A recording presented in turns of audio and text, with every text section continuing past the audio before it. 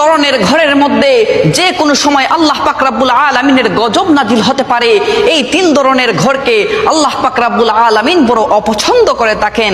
1 number হচ্ছে যেই ঘরের মধ্যে নারীর আওয়াজ পুরুষের তুলনায় উচ্চ হয়ে থাকে, সেই ঘরের মধ্যে প্রতিদিন 70,000 ফেরেশতা লানত পাঠিয়ে থাকে।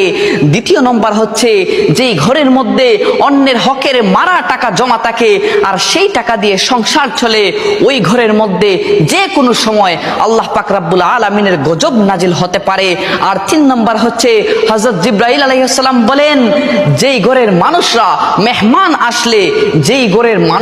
মেহমান আসলে অখুশি হয়, ওই ঘরের মধ্যে যে কোনো সময় আল্লাহর গজব নাজিল হতে পারে। যদিও নামাজ পড়া হয় ওই ঘরের মধ্যে, ফেরেশতারা সওয়াব লেখেন না, নামাজের সওয়াব লেখেন না।